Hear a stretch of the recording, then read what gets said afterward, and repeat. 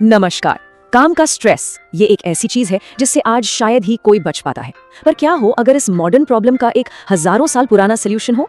आज बात करेंगे कर्म योग की, जो आधुनिक काम करने की एक प्राचीन कला है। चाहे ऑफिस का काम हो या घर की जिम्मेदारियां, अक्सर नतीजों को लेकर एक अजीब सा दबाव महसूस होता है ना। हर वक्त एक चिंता लगी रहती है और सच कहूं तो ये आज के समय की एक बहुत ही आम भावना बन गई है। और ये है आज की हकीकत। प्रमोशन मिलेगा या नहीं, लोग क्या सोचेंगे, फेल हो गए तो, ऊपर से वो परफॉर्मेंस रिव्यू का प्रेशर। अरे अब तो सोशल मीडिया लाइक्स भी स्ट्रेस देने लगे हैं। ये एक ऐसा चक्र बन गया है जिसमें हम में से कई लोग खुद को फंसा हुआ महसूस करते हैं। लेकिन क्या हो अगर इस मॉडर्न प्रॉब्लम का हल हजारों साल पुराने एक दर्शन में छिपा हो, एक ऐसा नजरिया जो हमारे काम करने के पूरे तरीके को, पूरी सोच को ही बदल दे। और इसी को कहते हैं कर्म योग। देखिए, बहुत सीधे शब्दों में कहें तो ये है सही तरीके से काम करने की कला। ये सिर्फ कोई फिलॉसफी नहीं है, बल्कि ये अपने काम के जरिए ही ईश्वर से जुड़ने का एक रास्ता है। अक्सर लोगों को लगता है कि आध्यात्मिकता का मतलब है सब कुछ छोड़ छाड़ कर कहीं चले जाना, पर कर्म योग इसके ठीक उल्टा है। वो ये सिखाता है कि दुनिया में रहते हुए, अपनी सारी जिम्मेदारियां निभाते हुए भी मानसिक शांति और आजादी कैसे पाई जा सकती है। भगवत गीता में श्री कृष्ण बहुत साफ साफ कहते हैं कि कोई भी इंसान एक पल के लिए भी बिना कर्म किए रह ही नहीं सकता। अरे हमारा सांस लेना भी तो एक कर्म ही है। तो सवाल ये नहीं है कि कर्म करें या ना करें, सवाल ये है कि कर्म कैसे करें।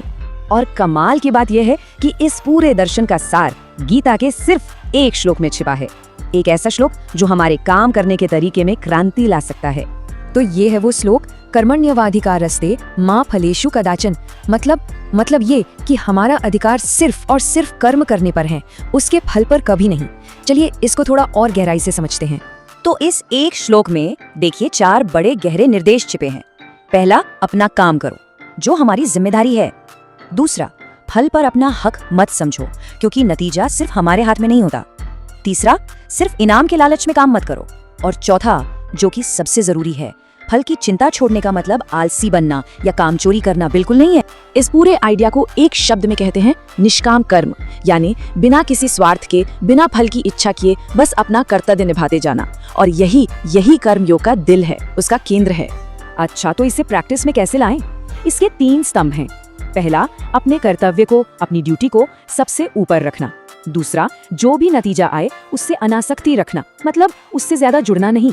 और तीसरा, अपने हर काम को इतनी श्रद्धा और लगन से करना मानो वो काम नहीं, पूजा हो।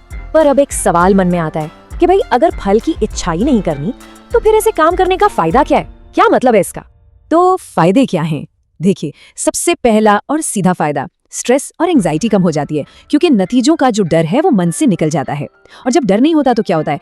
काम पे हमारा फोकस और कंसंट्रेशन दोनों बढ़ जाते हैं। और सबसे बड़ा फायदा, हमारा अहंकार और स्वार्थ ये भी धीरे धीरे कम होने लगता है।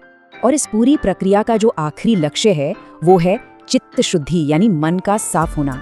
जब मन से ये मैं और मेरा वाला भाव कम हो जाता है ना, तो एक बहुत गहरी शांति महसूस होती है। लेकिन ये रास्ता सुनने में जितना आसान लगता है उतना है नहीं।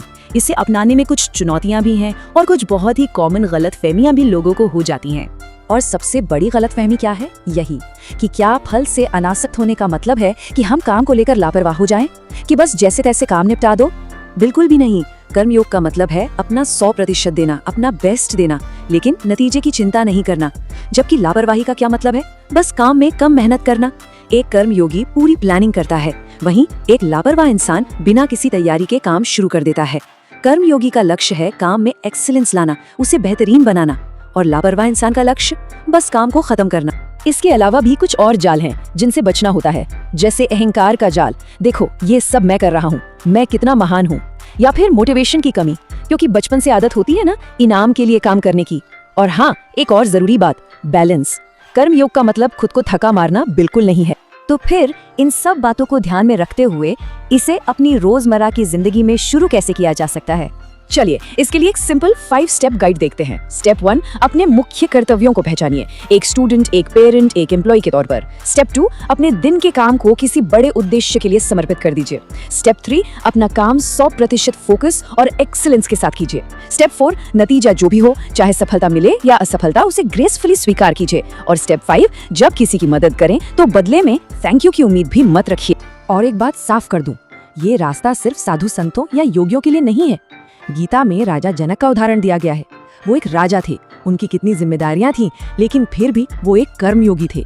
तो ये रास्ता हम सब के लिए है, जो भी इस दुनिया में एक्टिव हैं, काम कर रहे हैं। तो आखिर में बस एक सवाल, क्या हो अगर हम अपने काम को सिर्फ एक लेन देन न समझें, बल्कि एक ट्रांसफॉर्मेशन का जरिया समझें। एक ऐसा सौदा नहीं जो हमें सिर्फ तनाव दे, बल्कि एक ऐसा सफर जो हमें शांति दे। नमस्कार, आज हम ज्ञान के एक बहुत ही सीधे लेकिन शायद सबसे मुश्किल रास्ते को समझने की कोशिश करेंगे, ज्ञान योग। चलिए मिलकर इस गहरे रहस्य की परतों को खोलते हैं। हर बड़ी खोज ना एक सवाल से शुरू होती है, और ज्ञान योग की खोज वो तो सबसे बड़े सवाल से शुरू होती है, मैं असल में हूँ कौन। ये सिर्फ एक सवाल नहीं है, बल्कि उस रास्ते का दरवाजा है जिस पर आज हम सब साथ चलने वाले हैं। तो सवाल उठता है कि ये ज्ञान योग आखिर है क्या। देखिए, इसे सिर्फ किताबी ज्ञान समझने की भूल मत कीजिएगा। नहीं, ये तो एक तरह की आध्यात्मिक जासूसी है, एक इन्वेस्टिगेशन, अपनी असली पहचान को खोजने के लिए की गई एक बहुत ही गहरी और एक्टिव जांच पड़ताल। हर जांच का, जैसा कि हम जानते हैं, एक पहला पड़ाव होता है, और हमारी इस जांच का पहला पड़ाव है उस परम प्रश्न को ठीक से समझना। पता है, शास्त्रों में इस रास्ते को तलवार की धार पर चलने जैसा बताया गया है। अब सवाल है, ऐसा क्यों कहा? वो इसलिए क्योंकि ये रास्ता भावनाओं का है ही नहीं, ये रास्ता है विशुद्ध तर्क का, विवेक का। यहाँ पर जरा सा भी भटकाव, मतलब अगर भावनाओं में बह गए तो समझिए सत्य से कोसों दूर निकल गए।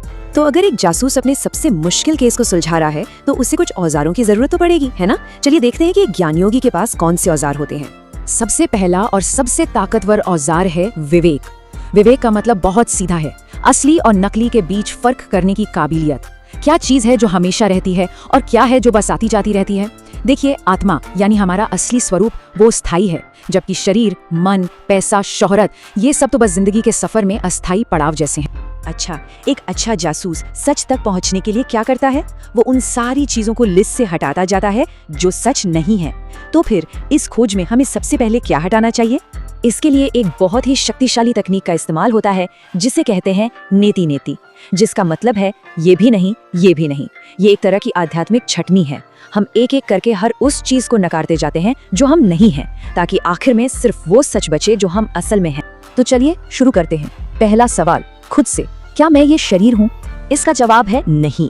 शरीर तो लगातार बदल रहा है, बचपन से लेकर बुढ़ापे तक। वो बीमार भी होता है और एक दिन खत्म भी हो जाता है, लेकिन इन सारे बदलावों को देखने वाला एक साक्षी है, एक दृष्टा है जो कभी नहीं बदलता, वो स्थिर रहता है।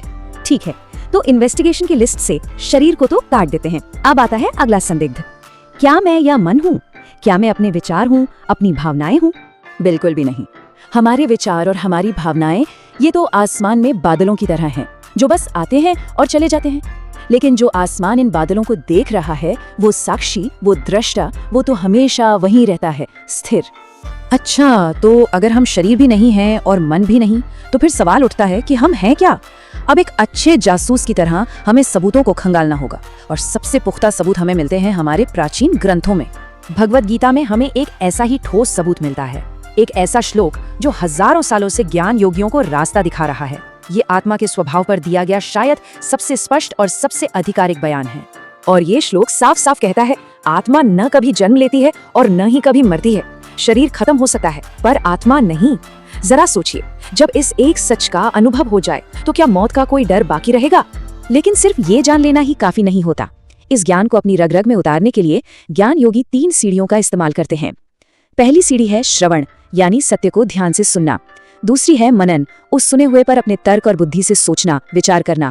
और आखिरी और सबसे जरूरी सीढ़ी है निधिध्यासन, उस सत्य में इतना गहरा डूब जाना कि वो सिर्फ एक जानकारी न रहे बल्कि अपना जीवंत अनुभव बन जाए। तो इस पूरी जांच पड़ताल का, इस पूरी साधना का नतीजा क्या निकलता है? इसका जो फैसला है वो एक 2-धारी तलवार जैसा है। एक तरफ इसमें परम स्वतंत्रता है, तो दूसरी तरफ कुछ गंभीर खतरे भी छिपे हैं। देखिए, इस रास्ते पर चलने के इनाम तो बेमिसाल हैं। जन्म मरण के चक्र से मुक्ति, हर तरह के डर से पूरी आजादी और सुख दुख में एक समान बने रहने की अद्भुत क्षमता। लेकिन हाँ, इसके खतरे भी उतने ही बड़े हैं, जैसे सिर्फ ज्ञान का अहंकार पाल लेना, दिल का एकदम सूख जाना और कथनी और करनी में एक बहुत बड़ा अंतर आ जाना। तो अब सवाल ये उठता है कि क्या ये हजारों साल पुराना ज्ञान आज हमारी इस भागदौड़ भरी जिंदगी में किसी काम का है भी? और जवाब है जी हाँ, बिल्कुल है। चलिए देखते हैं कि इस जांच को हम अपनी रोज की प्रयोगशाला यानी अपनी जिंदगी में कैसे ला सकते हैं। इसे अभ्यास में लाने के ना 3 बहुत ही सीधे साधे तरीके हैं। सबसे पहला है साक्षी भाव, मतलब जब भी कोई तेज भावना आए, मान लीजिए गुस्सा, तो बस उसे एक दर्शक की तरह देखिए। ये महसूस कीजिए कि हाँ, मेरे मन में गुस्सा है लेकिन मैं गुस्सा नहीं हूँ। दूसरा तरीका है आत्म पूछताछ, खुद से सवाल करना, अच्छा ये जो भी हो रहा है इसका अनुभव आखिर कर कौन रहा है। और तीसरा स्वाध्याय, मतलब ज्ञान की किताबों को पढ़ते रहना, ताकि ये जो बुद्धि है इसकी धार तेज होती रहे। और अब अंत में एक आखिरी सवाल छोड़ जाता हूँ। ये जो मैं कौन हूँ की पूरी जांच चल रही थी, जो सब कुछ देख रहा था, सवाल कर रहा था, वो जांच करने वाला कौन है? इस पर विचार जरूर कीजिएगा। कभी कभी लगता है ना कि आध्यात्मिकता कितनी मुश्किल है, इतने सारे नियम, इतनी फिलॉसफी। अच्छा, क्या हो अगर एक ऐसा रास्ता हो जो दिमाग की गहराई या कर्मों की उलझन नहीं, बल्कि सिर्फ एक चीज मांगे, आपका दिल। आज हम उसी रास्ते की बात करने वाले हैं, भक्ति योग, यानी प्रेम और समर्पण का मार्ग। भक्ति योग की खूबसूरती को अच्छे से समझने के लिए पहले ये देखते हैं कि आध्यात्मिक मुक्ति के जो 3 मुख्य रास्ते हैं उनमें ये कहाँ फिट होता है। देखिए, सबसे पहला है कर्म योग, यानी हाथों का मार्ग, जो बिना किसी स्वार्थ के सेवा करके ईश्वर तक पहुंचता है। दूसरा है ज्ञान योग, दिमाग का रास्ता, जो ज्ञान और विवेक की तलवार से अज्ञान को काटता है। और फिर आता है भक्ति योग, दिल का रास्ता, जो प्रेम के पंखों पर उड़ान भरता है। और जानते हैं, इसमें एक बहुत दिलचस्प बात है। प्राचीन ग्रंथों के हिसाब से हमारे आज के युग में, जिसे कलयुग कहते हैं, भक्ति योग को सिर्फ एक ऑप्शन नहीं बल्कि सबसे सीधा और सबसे असरदार रास्ता माना गया है। इसके लिए कोई बहुत ज्ञानी या महान तपस्वी होने की जरूरत नहीं है, बस एक सच्चा दिल चाहिए। तो आखिर है क्या इस रास्ते का सार? इसकी जड़ें किन सिद्धांतों पर टिकी हैं? चलिए जरा इसकी गहराई में उतरते हैं। ये जो शब्द है ना, भक्ति, ये संस्कृत के भज शब्द से आया है, जिसका मतलब है बांटना, सेवा करना, प्यार करना। ये कोई लेन देन का सौदा नहीं है कि कुछ पाने के लिए कुछ दिया, नहीं, ये तो वो निस्वार्थ, बिना शर्त वाला प्यार है, जैसा एक माँ अपने बच्चे से करती है, बिना किसी उम्मीद के।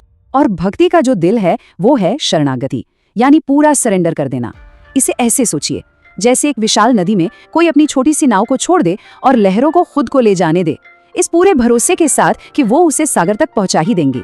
ये विश्वास का सबसे बड़ा कदम है। भक्ति योग कोई सूखी सूखी फिलॉसफी नहीं है, बिल्कुल नहीं। ये तो ईश्वर के साथ एक बहुत ही पर्सनल, एक गहरा रिश्ता बनाने का तरीका है। और मजे की बात यह है कि ईश्वर के साथ कई तरह के भाव जोड़े जा सकते हैं। हनुमान जी की तरह दास्य भाव से एक सेवक बन सकते हैं, या अर्जुन की तरह सखा, मतलब दोस्त, माँ यशोदा की तरह वात्सल्य, यानी माता पिता वाला प्यार, या फिर मीराबाई की तरह माधुर्य भाव, यानी एक प्रेमी का भाव। तो सवाल ये है कि कौन सा रिश्ता दिल के सबसे करीब लगता है। भक्ति की यही तो खूबसूरती है कि यहाँ वो चुना जाता है जो सबसे स्वाभाविक लगे। देखिए, भक्ति योग सिर्फ कोई अच्छी फीलिंग्स की बात नहीं है, इसका एक गहरा शास्त्रीय आधार है। और श्रीमद् भगवद गीता से ज्यादा प्रामाणिक और क्या होगा, जहाँ भगवान कृष्ण खुद इस रास्ते की महिमा बताते हैं। गीता के अध्याय 9 श्लोक 26 में कृष्ण कहते हैं, पत्रम पुष्पम फलम तोयम यो में भक्त्या प्रयच्छति तदहम भक्त्युपहृतम अश्नामि प्रयतात्मनः। अब इसका मतलब बहुत गहरा है। अगर कोई सच्चे प्यार से मुझे बस एक पत्ता, एक फूल, फल या थोड़ा सा पानी भी चढ़ाता है तो मैं उसे स्वीकार करता हूँ। बात महंगे चढ़ावे या बड़े बड़े यज्ञ की नहीं है, बात है दिल की सच्चाई की। ईमानदारी से दिया गया एक जंगली फूल भी सोने के पहाड़ से ज्यादा कीमती है। और अब हम गीता के उस श्लोक पर पहुँचते हैं जिसे कई लोग इसका निचोड़, इसका सबसे बड़ा और आखिरी संदेश मानते हैं। कृष्ण यहाँ एक बहुत बड़ी गारंटी देते हैं। वो कहते हैं, सारे धर्म, सारे कर्तव्य सब छोड़कर बस मेरी शरण में आ जाओ, मैं तुम्हें सभी पापों से मुक्त कर दूंगा, डरो मत। यह शरणागति का सबसे बड़ा आश्वासन है। हाँ, लेकिन जैसा हर ताकतवर रास्ते के साथ होता है, भक्ति मार्ग के भी अपने फायदे हैं और कुछ खतरे भी हैं। तो एक सही समझ के लिए दोनों को देखना जरूरी है। तो इसके इनाम क्या हैं? देखिए, ये बहुत गहरे हैं। एक अंदरूनी इमोशनल सपोर्ट मिलता है, आप कभी भी असल में अकेले नहीं होते। हमारा मैं, हमारा अहंकार जो इतनी तकलीफों की जड़ है, वो धीरे धीरे विनम्रता में घुलने लगता है। और शायद सबसे बड़ी बात, ये तुरंत राहत देता है। तनाव हो रहा है, एक कीर्तन गा लीजिए, बेचैनी है, प्रार्थना कर लीजिए, शांति बस एक सांस दूर है। लेकिन हमें सावधान भी रहना होगा। कई बार सिर्फ भावनाओं में बह जाने को ही असली भक्ति समझ लिया जाता है, या फिर कट्टरता में पड़ना, ये मानना कि बस हमारा ही रास्ता सही है, और अंधविश्वास में फिसल जाना जहाँ आस्था ज्ञान पर हावी हो जाती है। तो चलिए अब थ्योरी से प्रैक्टिकल पर आते हैं। इस भक्ति को अपनी असल जिंदगी में कैसे उतारा जाए? शास्त्रों ने इसके लिए एक बहुत ही सुंदर फ्रेमवर्क दिया है। 9 तरीके, इन्हें कहते हैं नवधा भक्ति। और हर तरीका इस प्यार को जताने का एक अलग, एक अनोखा रास्ता है। ये है श्रवणम, यानी ईश्वर की लीलाओं और कहानियों को सुनना। कीर्तनम, उनके नाम और गुणों को गाना। स्मरणम, हर पल उन्हें याद में रखना। पाद सेवनम, उनके चरणों की या उनके भक्तों की सेवा करना। अर्चनम, मूर्ति या प्रतीक की पूजा करना। और वंदनम, प्रार्थना और स्तुति करना।